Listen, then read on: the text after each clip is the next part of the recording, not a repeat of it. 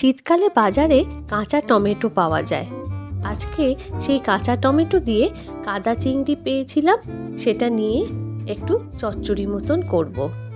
তার জন্য আমি কড়াতে সর্ষের তেল নিয়ে তার মধ্যে কাদা চিংড়ি নিয়ে একটু নুন আর হলুদ দিয়ে হালকা করে ভেজে তুলে নেব।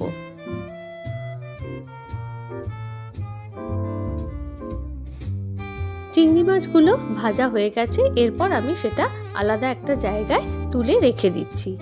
এরপর আমি আরও কিছুটা সর্ষের তেল দিয়ে তাতে একটু সাদা জিরে আর একটা শুকনো লঙ্কা ফোড়ন দিয়ে দেব। ফোড়নটা একটু ফুটে ওঠার পরই আমি তাতে একটু রসুন কুচি দিয়ে দিলাম। সাথে আপনি যতটা ঝাল খাবেন সেই অনুপাতে আমি এখানে কাঁচা লঙ্কার ব্যবহার করলাম, আপনারা গুঁড়ো লঙ্কারও ব্যবহার করতে পারেন। আমি এখানে কাঁচা লঙ্কা একটু দিয়ে দিলাম, দিয়ে পেঁয়াজ কুচি দিয়ে ভালো করে পেঁয়াজটা ভেজে তারপর তাতে একটু আদা বাটা দিয়ে দিলাম। সব কিছু একটু লাল লাল করে ভেজে নেওয়ার পরে আগে থেকে কেটে রাখা কাঁচা টমেটো ভালো করে ধুয়ে পরিষ্কার করে আমি সেটা জল ঝরিয়ে দিয়ে দিলাম।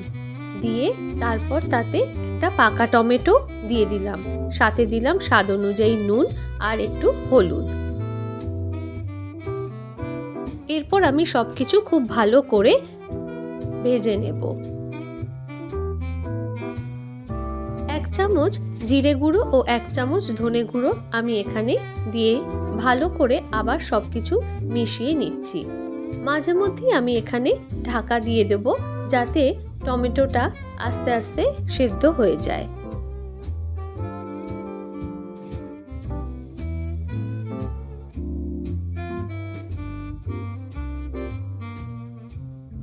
এইভাবে ঢাকা দিয়ে রান্না করতে করতে যখন আমি দেখব যে টমেটোটা হালকা সেদ্ধ হয়ে গেছে, তারপর আমি তাতে স্বাদ অনুযায়ী একটু চিনি দিয়ে দেব, দিয়ে সব কিছু মিশিয়ে নেব।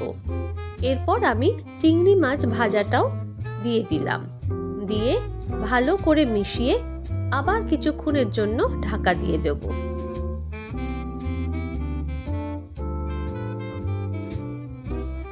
ঢাকা সরাবার পর যখন দেখলাম এটা থেকে একটু জল বেরিয়েছে, তারপর আমি গ্যাসের ফ্লেমটা একটু হাই করে জলটাকে একটু শুকিয়ে নেব। ভালো করে নাড়াচাড়া করে তারপর আমি এটা সার্ভ করে দেব। টমেটো চিংড়ি বা কাঁচা টমেটো চিংড়ি রেডি।